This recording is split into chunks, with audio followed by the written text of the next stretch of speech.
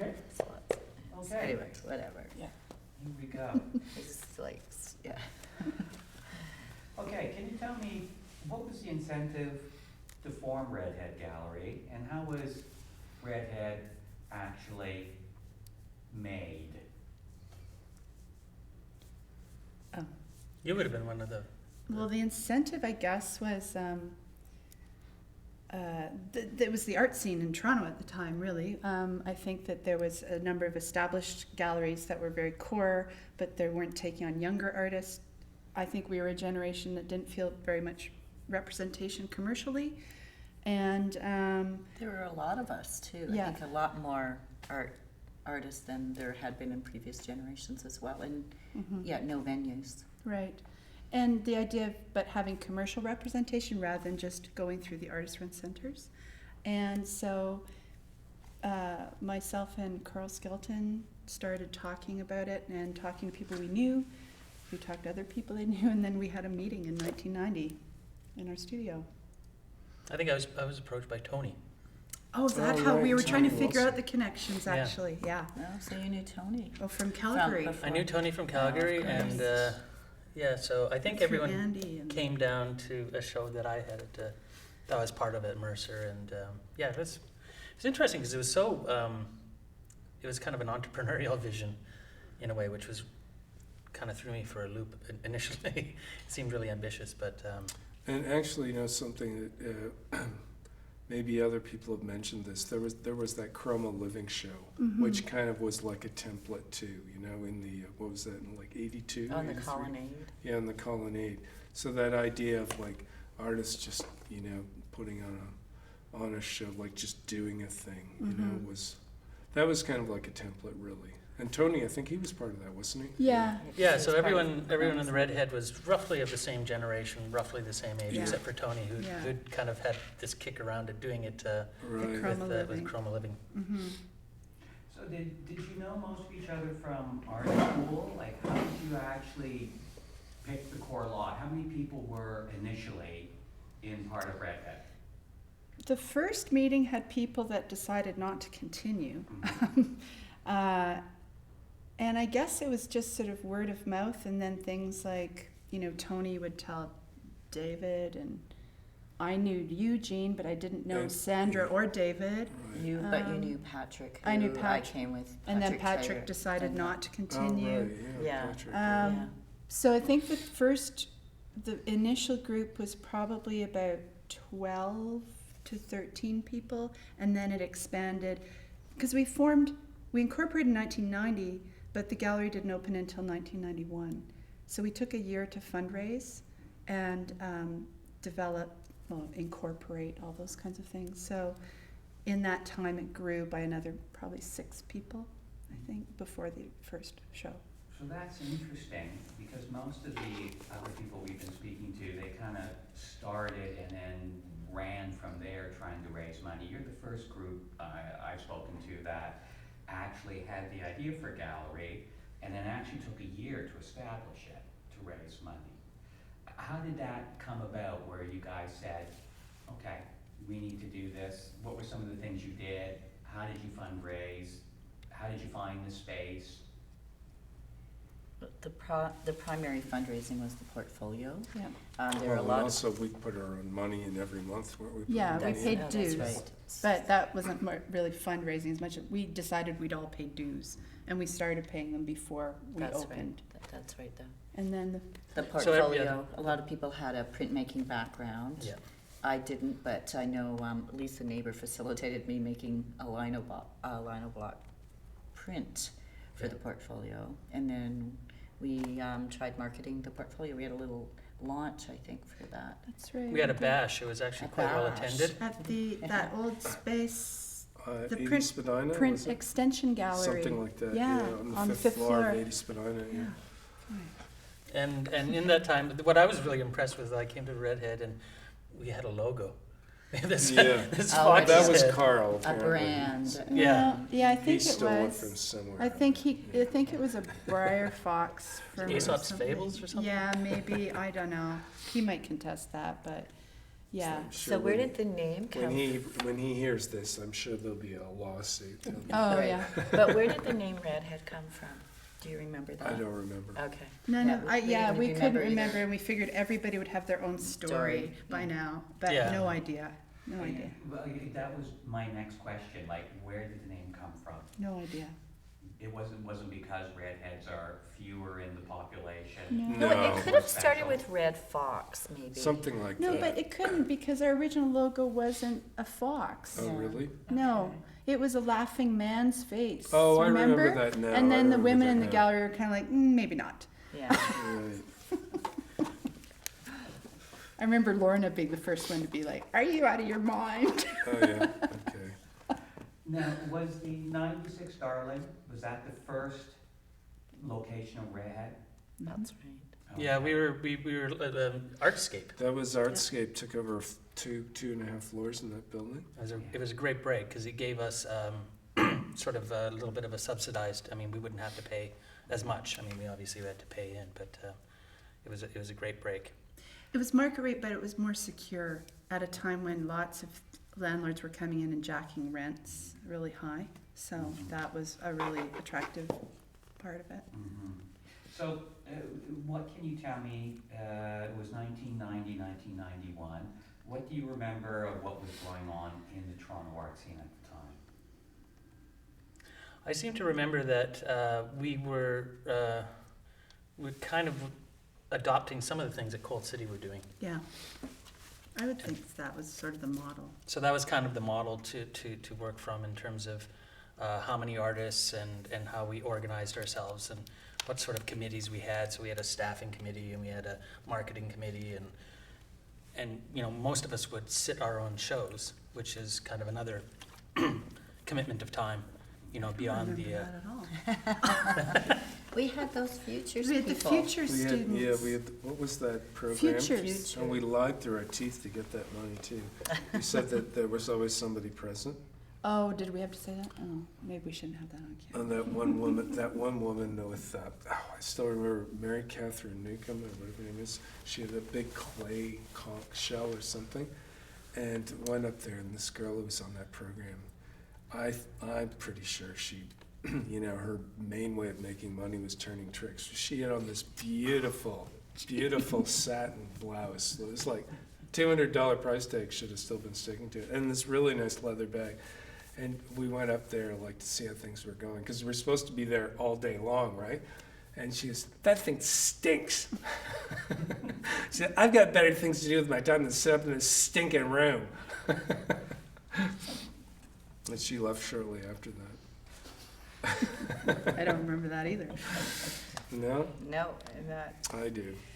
But I think Cold City was the model, but the Toronto scene at the time, I think, it was really serious. And I think that was something Redhead did, was we wanted some kind of, like a little bit of sense of fun, maybe, but sassy, because everything was so serious and, you know, kind of coming out of 1980s theory-laden, you know, Yeah. text photo work and, oh, We were talking God. about that, you know, this is a time when criticism was considered an art form unto itself. So there's like a lot of this really sort of hard to read kind of writing and whatnot. And yeah, photo-based stuff. There's a certain type of work that was really popular or sort of seemed to be acceptable to be shown in galleries. Mhm. And I think that Redhead really kind of broke that open a little bit to Mhm. include lots of different types of work. and to also just have the branding, have the coffee mug, have the pins, have the product. as Yeah, the small items. The small Yeah, items the with, small items with are the great. other things like at our fundraisers, but even just behind the desk. So it was a gallery, but it was also, you know, sort of more, a little bit of a, you know, It was a shop, accessible. It's you funny know, More that accessible. yeah, accessible. it was accessible and there was the marketing and the coffee mugs and things that we made. It made me think of certain bands that I knew. They would actually make their money selling T-shirts. Yeah, Yeah. You know, so exactly. like the Yeah. product, it's kind of like the gift shop, you know? Yeah. You leave the AGO and you get like the little, you know, the AGO gift, and we kind of had a version of that Mhm. because we made dog tags, we made Yeah. T-shirts, Mhm. we made kid-sized T-shirts, baby Yeah, T-shirts, that's right. Yes, and they sold really well. So it kind of kept us right. afloat. Yeah, and like we hand pulled the screen prints for the T-shirts. Like I don't know where did we have that energy? But you know, so it'd be like, okay, tonight 4 of us are going to print T-shirts, and you know, yeah. So it's interesting because a lot of the people we've been talking to have spoken about the idea of being entrepreneurial, of sort of coming out of or wanting to start something that was a little less serious, as you say. There were the commercial galleries that already existed that weren't taking on younger artists, and then there were the artist-run Mercer unions and stuff that were very non-commercially based. And there was this sense of people coming together and not being afraid of playing in the marketplace. And you were one of the first people to really play with the idea of marketing. How did that come about as a group? Like this idea, we're really gonna market what we do. And we're gonna market ourselves in a way that most art galleries don't, and certainly not Toronto. I don't know, but we put an ad in the paper asking for somebody who would sell our art and work for nothing. That's right. In the personal, actually, it wasn't just in the paper, it was in the personal. And it got worked. It Yeah, worked. we got Sharana Plakitis, yeah. I don't think she ever sold anything. Yeah, I know. I think She was I don't know that we fabulous. had a She's market. great. Oh, I'm Fabulous. so I don't good think we had a friends with her. marketing plan. No, no. I think there's no A plan. business plan, no, It we was didn't have that. Optimism. Yeah, it was a lot of Yeah. optimism and That was the plan. But you guys were playful, like you made It was coffee playful. mugs, you made little shirts for babies and stuff. That was definitely different from what was going on in Toronto. Like, you know, obviously, was that something that was, you know, you brought to it, or was it something that happened amongst discussions with the group once you were together? How did that dynamic work with everybody in that I think core group? it kind of evolved organically. I mean, I think what happened with the Fox's Heads, it became a mascot, right? And then people would take liberties with the mascot. And I seem to remember, you know, some people thinking, oh, maybe we're going too far with it. But I always thought it was a lot of fun because it was identifiable. yeah. And when I would walk down the street and someone's wearing a Redhead T-shirt with this big fox head, you kind of Yeah. go, and it never said Redhead on it. Yeah, right? it I never. remember that one beer company, they took, they've long gone into the sands of time now. They took our logo when they had like a bulldog or something like that. There was like very briefly there, somebody Yes. like completely ripped off the Redhead logo for a beer label. Too bad we didn't think of that. We did have beer, didn't we? Bottled beer?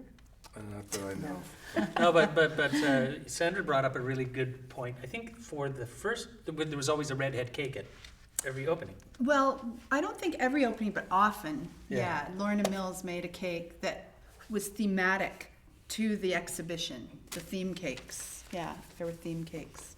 So I think the shows were as serious-minded as any other shows, but the marketing was always really kind of a little bit lighthearted, and I think that was sort of distinctive in a way. And I think it was the structure of the gallery because it wasn't like an authoritarian structure. It was just us. So whatever we wanted to do, we could do.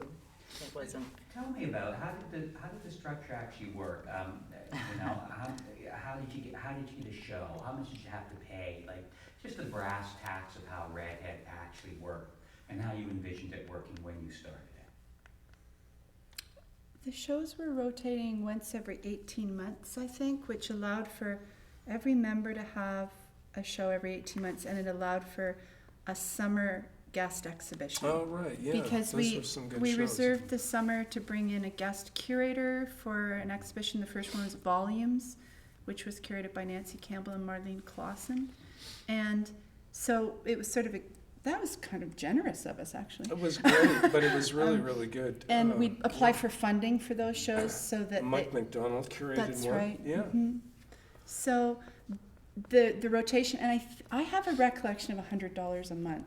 Does I think that's does what that we sound paid. right? Yeah, I think so, Yeah. something like that. And that would guarantee you a show every 18 months, and everyone would kind of put in their wish list for the next round, and you'd try to make sure everything was fair, because of course, you know, the February spot isn't as hot as the September spot, so, and try to share it around. So I think there's probably Yeah, a and we scheduling were on the committee. 7th floor of 96 Spadina, Yeah. so it wasn't like there was street traffic. Well, we did have the vitrine down on the ground floor. Right. And a sandwich board. And the And the sandwich sandwich board, right. Yeah. Those Actually, got that window stolen was all great. the I'd time. forgotten The about that. vitrine. Yeah, that- yeah. It was in the, well, when you Lobby. entered the Darling building, you either went up or down. Right. And it was down half a level. And we had, whose ever show it was, you invited somebody to show in it. So we showed, a lot of different artists showed in that gallery. And So- I was reviewing who was invited, and a lot of them ended up becoming Redhead Redhead members members, later. So it yeah. was Right. kind of like an introduction to the gallery. So everybody then had to sign on for an 18-month period, and then people would drop out and new people would come in. How did that work, that idea of people Was- leaving and coming and going? I think the original lineup lasted, About 5 years or so. yeah, Let's see. I maybe not quite. Yeah. three, The 4 years. first out of the group was probably Carl, and that was after about 3. Well, Tony, Well, quite yeah, sadly. Tom, yes. I think that there was something that said you'd stay for the round. There was kind of an unwritten rule that you couldn't have your show and then leave right after your show. You had to stay a couple months past that, and you had to give notice. I think we had 2 2 months notice, kind Right. of like a Yeah. lease on an apartment. I think Mhm. that was the thing that happened. Yeah. And then how would the group deal with new members coming in? How were new members brought in? We would meet, Well, we Well, had a we- call. A or call we for asked- submissions. Or we Yeah. asked people we knew to submit. Yeah, and then we would have meetings. maybe we meet once a month. I think we Probably. did, yeah. So we'd go to someone's apartment, or we would go to the gallery. Yeah. We'd look at slides. But we were going there all the time, though, is the aforementioned or previously mentioned Apple Classic that was there. It was this great resource. You could go in and use a real computer. It's fantastic. I wish I had a photo of this. We'll dig it up. But I mean, this thing was, the screen was probably about the size of my hand. Wasn't This it a tiny Mac little- SE? It was a 2VX or an SC or something. SE, I think. We It's thought a this Mac was an SE. incredible thing, you It know. was, my God. Or Um, the one right after it might have been a classic, but yeah. The screen was only black and white, and Yeah. yeah, it's a word processor, but it made our lives easier. It had, it was, all the information was there. Although I think we operated for about a year before we got the computer. Yeah, Right. And then yeah. we had, but we made sure we could charge, people could use their Visa cards immediately. That was key. For some reason, Oh, we right. thought that it was important to take You don't Visa. be like buying things in credit, We want to make sure they can buy it easily without thinking about it too much. right? We were really, That was our business plan.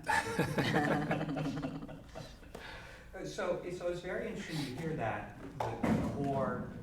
Oh, go ahead. Richard, you get to stay off screen the whole time No, I'll have my turn up there in with due Lou, course. with Lou. they're gonna or- shoot the Lou back of his and- head for yeah, about half an That's hour. right. So when Oh, I'll be right. facing that way, Oh, so. okay. The only problem is that both you and I will be on camera, Yeah, we'll both be on camera. so we'll have to I ask bet. questions of Yeah. ourselves. That's And pretend there's an interviewer. Which one's that for? No, that one, What do we that call was True at to College Park. True From a to pit? form, Was that the one College up Park? at Mall and College Park. Oh, yeah, I remember that show. Yeah. Yeah. What was it called? True to form, I didn't remember the name of it. And the other one was called Popeye. Oh, Right. I remember Popeye, yeah. So that's kind of interesting because the other collective that I've spoken to, the galleries, they all kind of say we set ourselves up like a motel, it's like you were here, you paid for your year that you were here, 18 months. But there was a real sense of, it was a stepping stone to somewhere else. But it sounds like Redhead was a little more permanent in its first incarnation. Like people, it didn't change much. People stayed there for a while. So there was a strong core bond between the group of you. What was the dynamic of the people in Redhead since you were together for quite a long time? It varied. Yeah. Yeah, and there were Interesting different story. projects, right? There were different Yeah. projects. Mhm. There was already a reference to Tony, and Tony committed suicide quite early on, 91, in the fall of 91. And I think that was very chilling, but it resulted in, well, Sandra, you were the main person from the gallery organizing a retrospective of his work with his family. And there was a catalog for that show, and that was a Yeah. year Right. later. Yeah. And because he died a week before he was to have his opening, the family suggested, and it was a lovely gesture, that we take his art books and his art supplies and put them in the gallery, and then we called his friends and colleagues to come and select something as a memento. And I seem to recall that he had a lot of life drawing, because That's right. I Yes. crated his stuff We- up. Dax, we- yeah. And then we sold used- it like $5, Yeah, $5 a we- piece. that's yeah. right, that was to fundraise for the exhibition. Yeah, yeah. We had a rubber stamp made I up s- that I said still from the have one of estate those, of Tony yeah. Wilson. One of those But I framed. think that was quite Mm. attested to the group in a way, like we were sassy and all that, but at the same time that was really serious. It was just, it really brought everyone. I remember, going to the funeral. Most of us Yeah. were there, Yeah. and it was pretty. It was kind of. It was obviously something that was pretty heavy for all of us, but it really. It bonded too. Yeah. I think Yeah. there was it certainly Yeah. bonded, and Yeah, so you know, it I never became thought of that. No, I became guess it something did. where everybody was like maybe kind of paid more attention to people if they were seeming to go under a lot of stress before a show, or I remember one artist saying she didn't feel ready, and I said, well, put it off, it's just a show. And she ended up putting it off for 4 months, and somebody else could rotate in. And so that kind of thing that I think it just, and because we were all young, I think it was probably the first time that many of us had encountered that kind of experience of the death of a friend. So, yeah.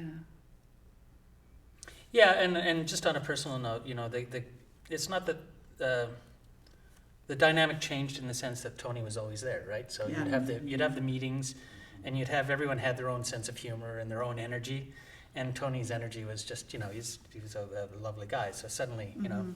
He's not there. he's not there. Yeah. So that's it's a big shock, and that's a tough thing to handle in a way. But I think it did kind of sort of bond us in a way. I think too that the fact that there was at least 5 of us that had connections with Open Studio, and Open Studio is very much a kind of a community thing. Yeah. I think some of that spilled over. There was a feeling that it was a bit of a community. That's a really good point. Mm-hmm. Yeah. It's interesting to think that, like a lot of the collectives that did the one-off shows or two-off shows, you guys decided to actually start a gallery, consistently running gallery. And that's quite an undertaking. So if there were 12, 13 members to begin with, somewhere around there, that's a lot of work. How did you guys actually figure out that, we're gonna run this? How are we gonna run this? What did people have to do to make this thing go? We broke it up into committees. As mentioned before, Jean and I were on the staffing committee, so we would try to find students to come and sit the gallery. Oh, There's a boy, marketing committee. There was a Conn Smythe's grandson. I seem he's on like some kind of a decorating show now. well, yeah. My favorite. There's a guy now who's in a band called the Fembots. Oh His yeah, name is Dave McKinnon. and of course Jin Han Ko. Chin and Co. Yeah. Mhm. Yeah, So we had kind of like it's almost like an intern position. You come in and you yeah. sit in the gallery and talk about the work and sell it if it gets to that. I don't think that, That ever was the actually challenge, happened. quite. But, yeah. That's why we'd come in every day. So did you sell any of my work today?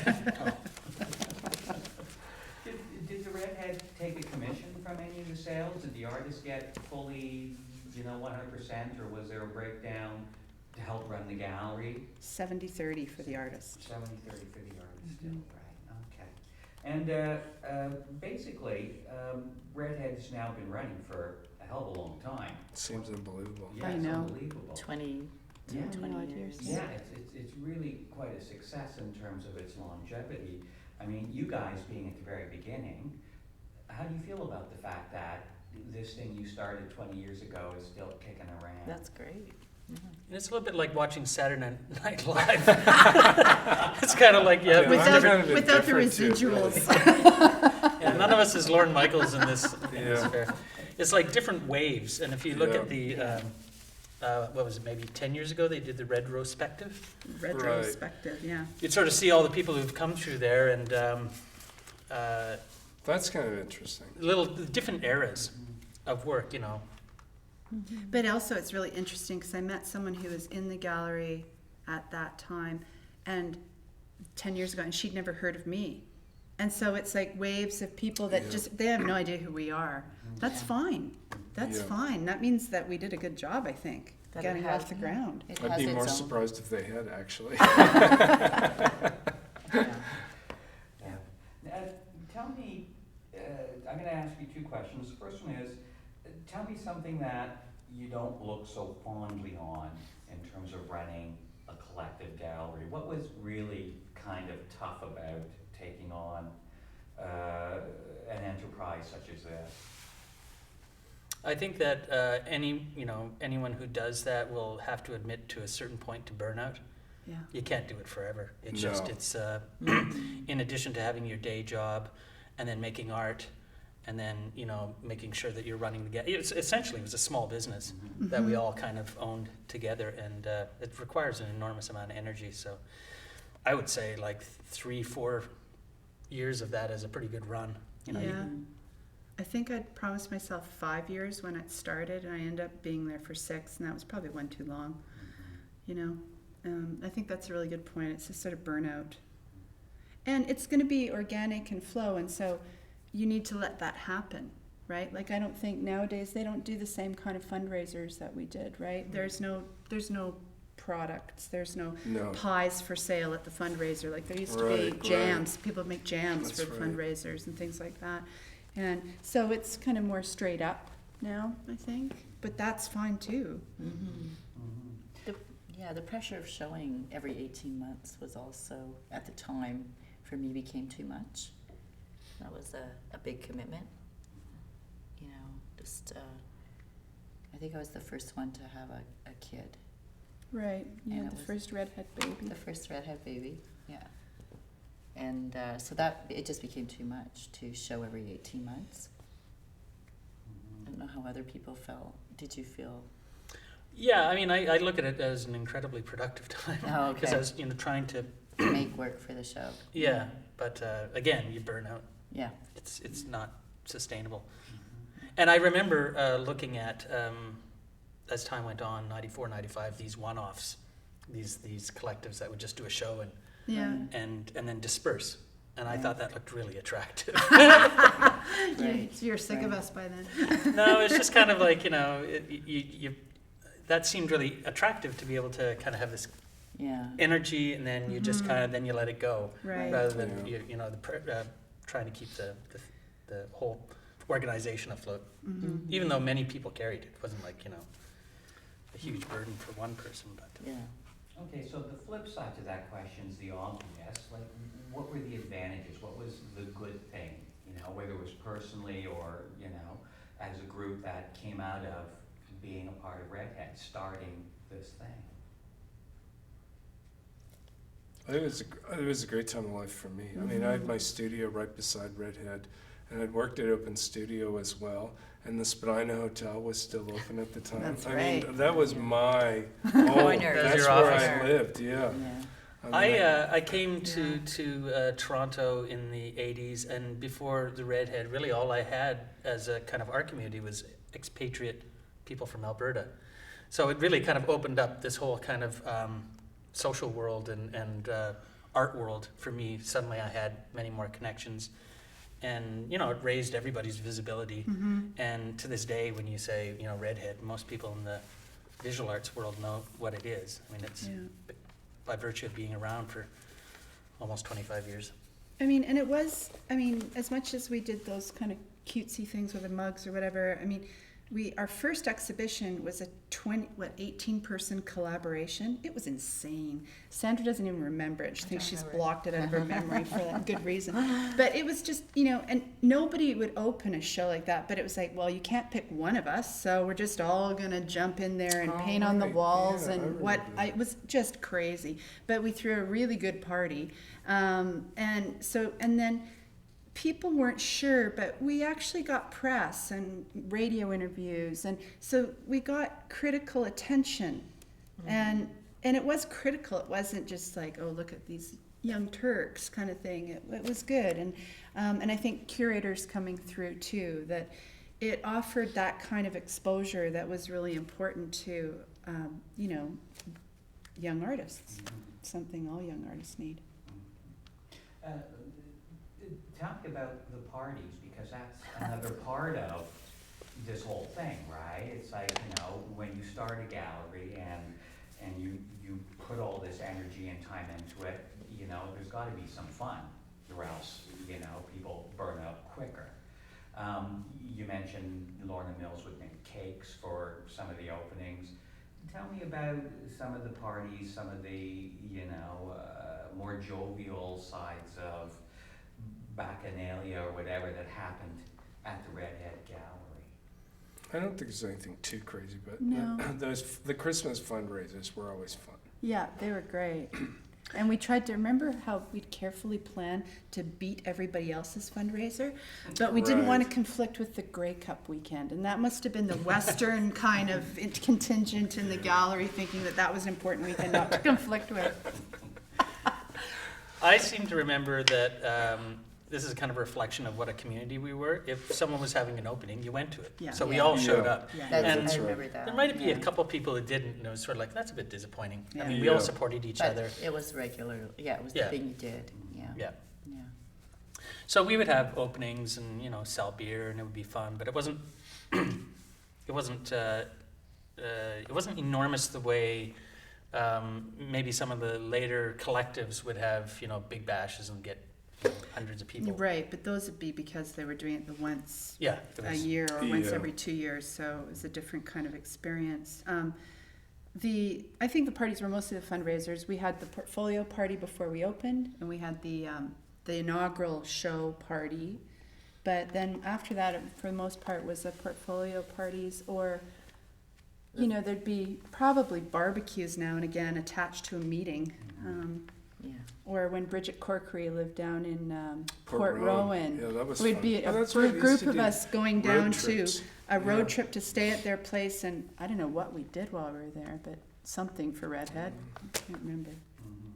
So then, when you think about Redhead and 96 Spadina and 80 Spadina back in those days, it's interesting Jean mentioned the hotel, which we all used to drink at in the late 70s and the 80s and such.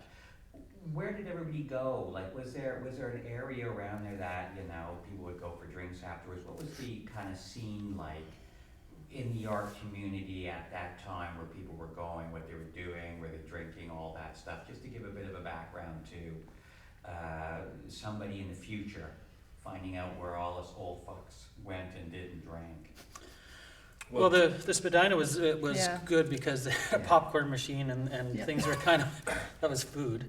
And there was the Oasis room, Yeah. and Where was The that? executive, well, the bar is still there. No, that was the first room when you came in off the main oh, doors. that little, And then there was Bar. the cigar. There was a Right. cigar booth right. and the Oasis Right. room, and about I don't know, 5 out of 7 nights, Magdalene Celestina would have her ass plunked down one of those bar stools.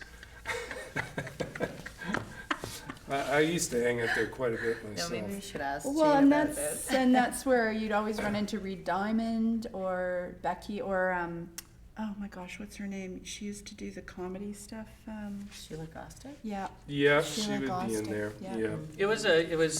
It was, I remember you called me and said, you better get down here because they're closing up the Spadina. Oh, Yeah. that was And so it happened fucking quick. sad. It was like within days. Yeah. And it Yeah. had this long storied past because they had the cabana The room cabana room. upstairs with lots of bands like Shadowy Man Yeah. and the Sky Leonard Diggers. Cohen. I went to a Leonard Cohen record launch there.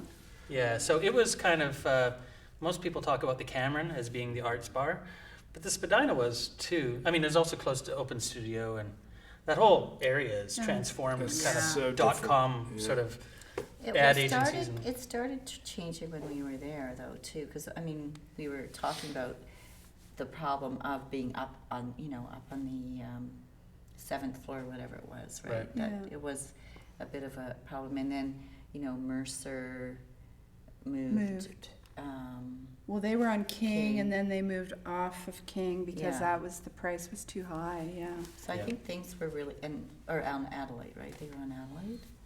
They're Oh, in they were in Adelaide, Adelaide and then King, King. and then. Well, Yeah, so all it's those got- buildings, what's that, the Balfour Building? The Balfour Building used to be empty too. Yeah. Because I remember Maura Clark's husband had an office there, and there was like floors of empty space in Space, the Balfour yeah. Building. Yeah.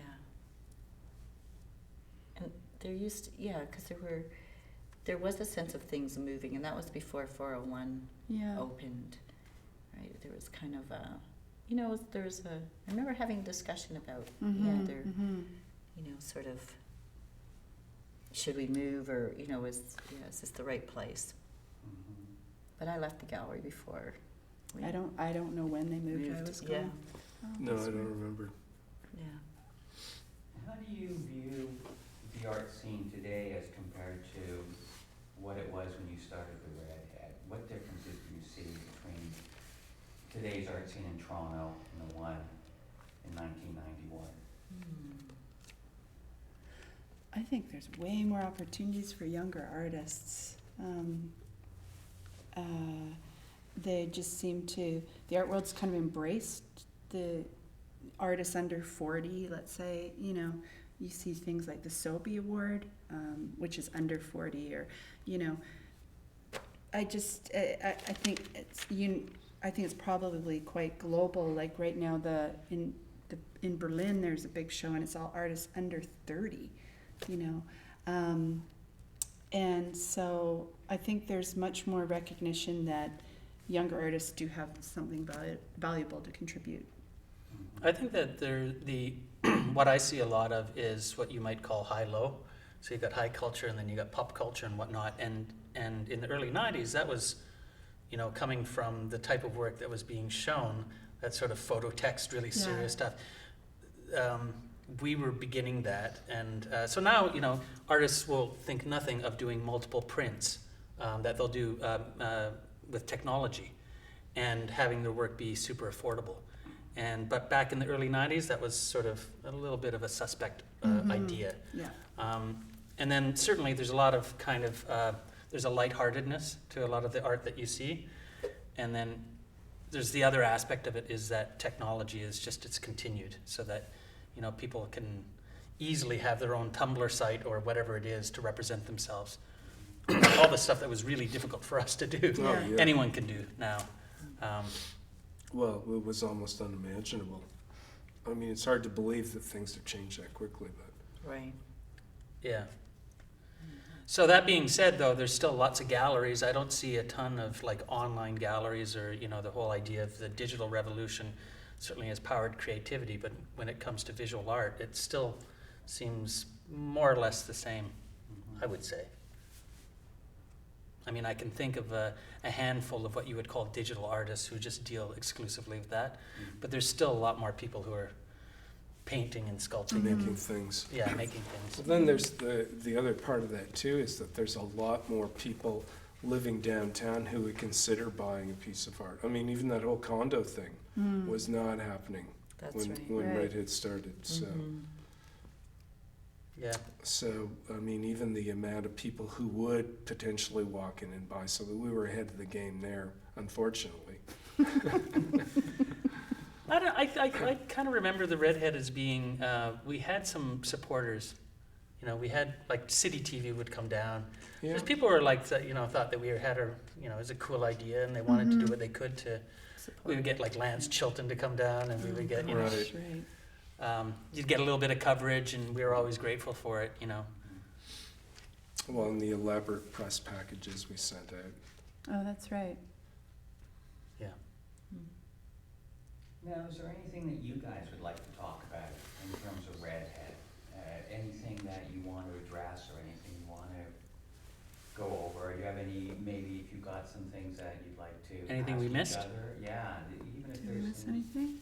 anything like that? We also had the exchange exhibitions. Remember that? The one with the OO Gallery in Halifax and Grunt Gallery in Vancouver. So the idea was to get it out further.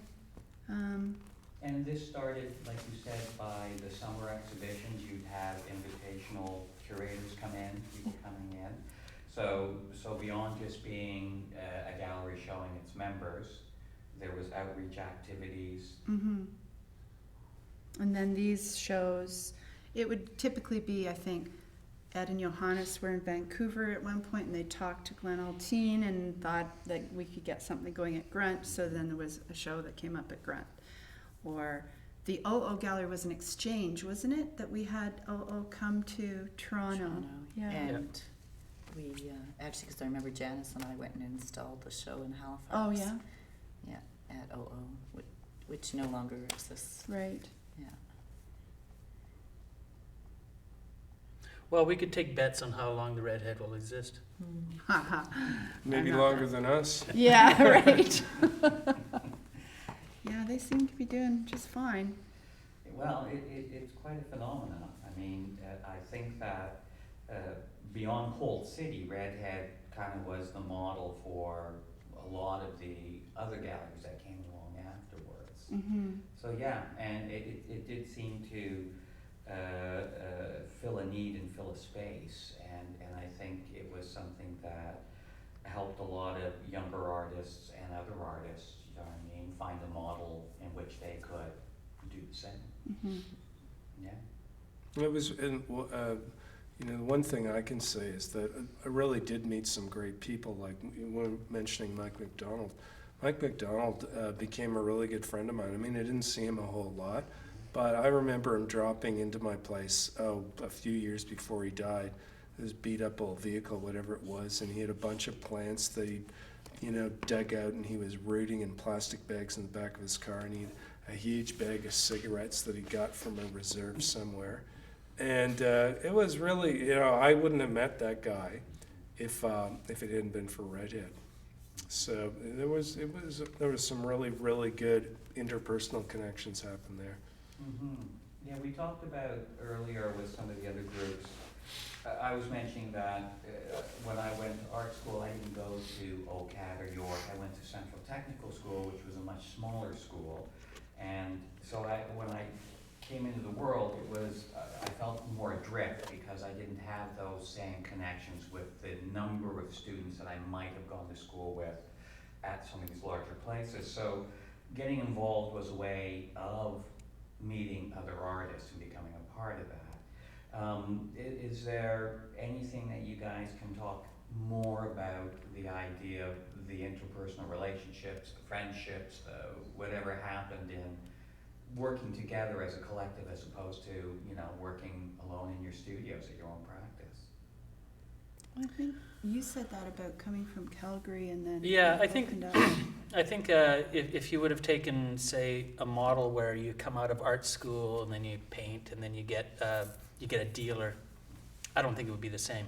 So I'm pretty sure that you have a show at an established gallery with a dealer, you're not going to get everyone else who's in that roster or stable show up. So it was inherently social. I mean, it just was. So. And there were some friendships that were formed out of the Redhead that kind of continued on. Mm-hmm. And then there's other ones where you just sort of see each other on the street and say, man, I haven't talked to you in 10 years, what are you up to? Yeah.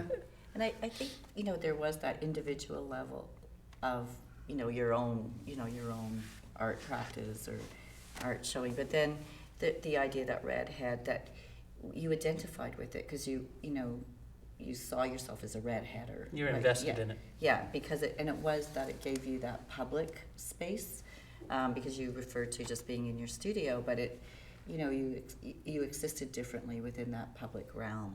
You know, for example, with the fundraisers, doing the coffee cups, or, you know, there's a whole other energy because you had that public forum. That was the gallery. That was very different than the art practice.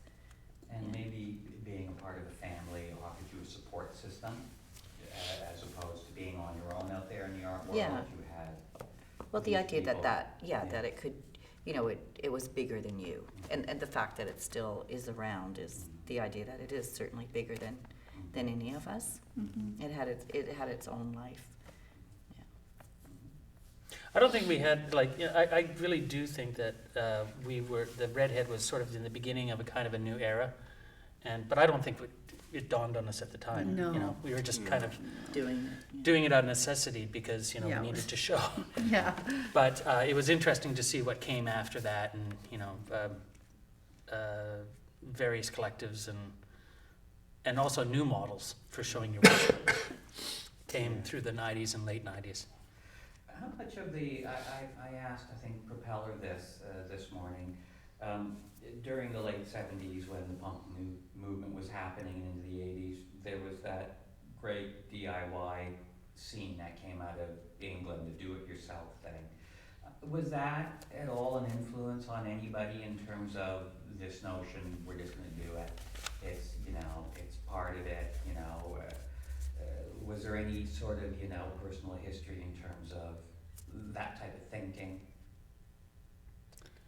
Pretty much. I mean, you had to make your own invites, Yeah. or call it into somebody a- would help with Yeah. the invites, right? but everything was generated by the artist members. The marketing. We didn't really hire anyone. I mean, we did No. with Sharona a little bit later, but But we did. It wasn't that same kind of DIY aesthetic that came out of like punk and the zine music kind of side of We were things. much more polite. It was just not. I don't think it was quite the same kind of rough and ready. The collages of that kind of time. I mean, there was an element of that, but I don't think any of us were necessarily directly coming out of that kind of punk movement into it. No, it was pretty much after that anyway.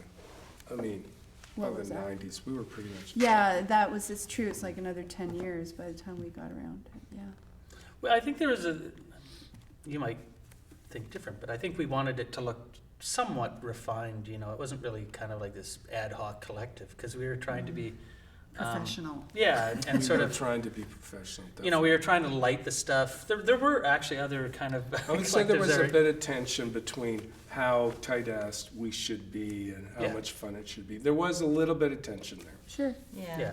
Well, there's no way to put 20 people in a room trying to agree on something without Exactly, tension, right? especially in their Yeah. late 20s and early 30s. Yeah, right. I think the printmaking, the printmaking had a lot to do with it, because I didn't come from a printmaking background, but a lot of people did.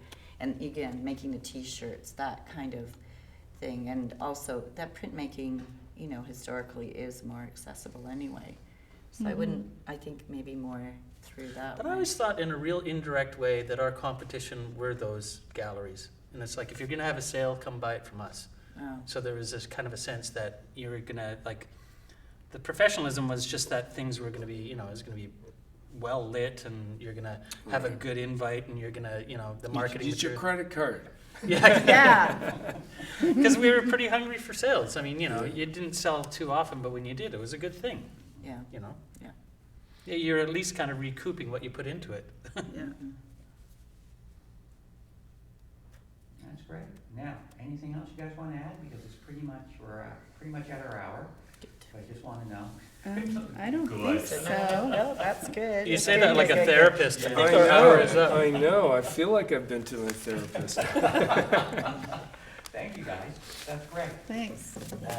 And I guess Terry and the people, archival material is coming from mostly them, or? Well, no, I mean, I I'd love just to get it figured from- that because the gallery is still running, they have that stuff. Yeah, They're but if there you to have keep any photos or nothing. anything, nothing? Yeah, Nothing. No, you got to talk to the gallery. yeah, okay. Okay. I don't have anything. I looked today. I thought I even had a button still, and I don't. I have an 8x10 that we took with the original group. The one that's in that Wow. catalog Yeah, retrospective. and then I've also got, and I don't know how I got this, but it was a barbecue or someone was on someone's deck, Lorna's, I bet. and On there was Mackenzie Lisa Crescent. and Carl and Jean and you, and who was Carl's buddy who made Steve Richards. Steve Richards. Oh, Anyways, right. those are the kind of things that we want to use for B-roll, you know, where we can. Right. Just